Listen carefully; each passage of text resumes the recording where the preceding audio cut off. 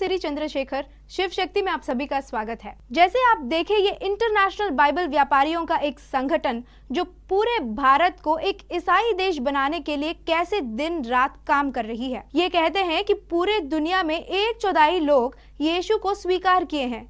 कैसे स्वीकार किए? काका ने वो बात नहीं बताया, ना ही कभी बताएगा, पर वो बात हम सब जानते ही हैं। अगर आप ऑब्जर्व करेंगे तो इसने पूरे वीडियो में अनरीच्ड ग्रुप्स, मतलब जो यीशु को नहीं मानते हैं, उस कैटेगरी में सिर्फ हिंदुओं को ही दिखाया था। क्यों? भारत में कोई मुसलमान नहीं है क्या? शायद उनसे अपना so called good news share करने में इनमें दम नहीं है। और पहली बात, ये गुड न्यूज़ है ही नहीं। जो भी व्यक्ति जिसके पास थोड़ा सा कॉमन सेंस है, वे कभी भी इस बात पर विश्वास नहीं करेंगे कि कोई और उनके पापों के लिए मर गया हो।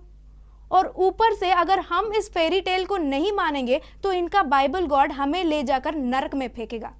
तो ये कहाँ से हुआ गुड न्यूज़? ये तो बैड न्यूज़ है ना। नहीं चाहिए हम हिंदुओं को ऐसा कचरा। ओ भाई, ये नॉटी कहेंगे खुद एक मुर्दा का प्रार्थना करते हैं और हम हिंदुओं का आस्थाओं पर सवाल करते हैं, अपमान करते हैं। नहीं भाई, हम मूर्तियों की पूजा करने से तुम लोग क्यों रो रहे हो? प्रॉब्लम क्या है? हमारे देश में जो लोग पैसों के लिए, स्वर्ग के लिए, पद के लिए नर बलि, शिशु बलि चढ़ाते हैं ना, उन्हें अंधविश्वासी कहते हैं, काला जादू कहते हैं उसे। और ईसाई का मूल सिद्धांत है नर बलि। तुम्हारे पापों के लिए यीशु का बलि चढ़ा दिए, इसका मतलब काला जादू तुम लोग मान रहे हो, हम नहीं।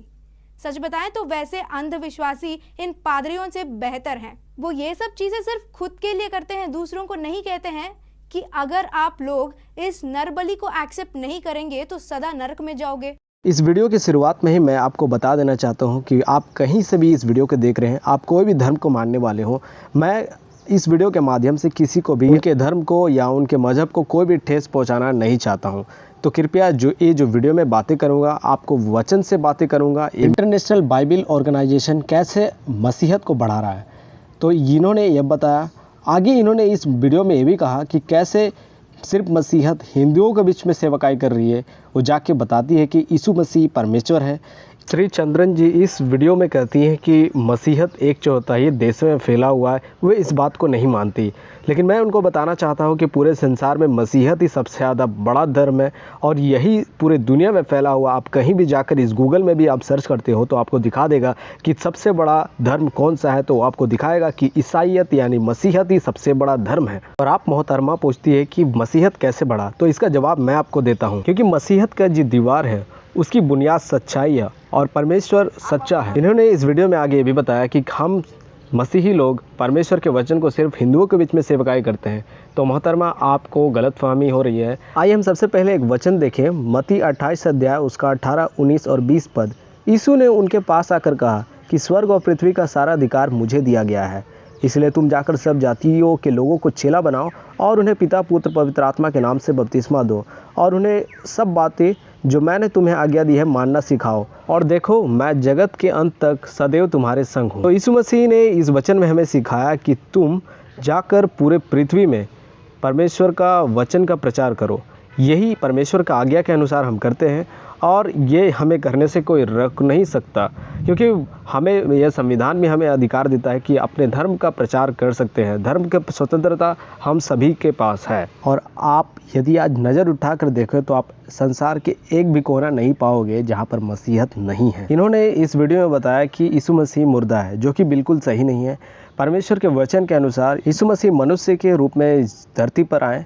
यीशु मसीह ने हमारे पापों के लिए मारे गए, गाड़े गए और तीसरे दिन जी उठे। परमेश्वर के वचन में लिखा हुआ है।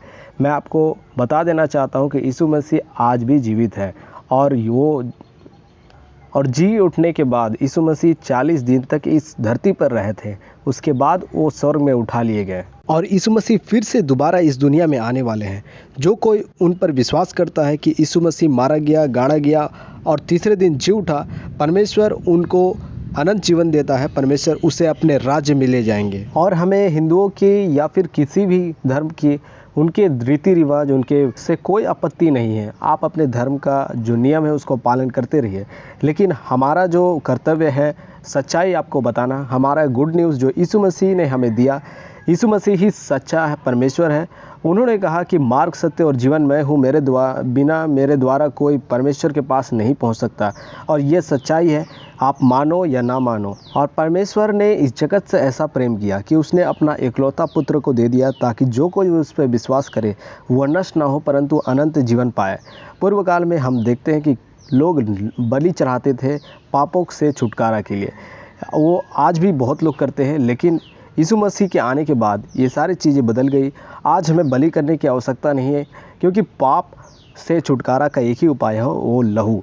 और लहू हमारा और आपका और भेड़ों बकरी या फिर किसी भी जानवर का लहू हमें पापों से छुटकारा नहीं दे सकता। इसीलिए परमेश्वर जो इतना प्रेम किया, उसने अपने पुत्र को इसलिए भेज दिया ताकि हम उसके लहू के द्वारा पापों से छुटकारा पाएँ। और पाप से जो छुटकारा पाते हैं, परमेश्वर उन सबों को उद्धार कर देता है और उसे अपने राज्य में ले जाता है। बाइबल कभी भी बलि के विषय में कोई बात नहीं करती। परमेश्वर यीशु मसीह हमारे लिए बलिदान हो गया, इसके बाद हमारे लिए कोई बलिदान बाकी नहीं है। यीशु मसीह का लहू के द्वारा हम सभी लोग पापों से छुटकारा पाते हैं। इसके बाद और हमें कोई भी बलिदान करने की आवश्यकता नहीं है। आशा करता हूँ आप इस वीडियो के माध्यम से कुछ समझ पाए होंगे और इसे ज़्यादा से ज़्यादा लोगों तक शेयर करें और कमेंट करके बताएं आप इस बात से सहमत है या नहीं कि यीशु ही सच्चा परमेश्वर है। परमेश्वर आप सबों को आशीष दे। जय मसीह की।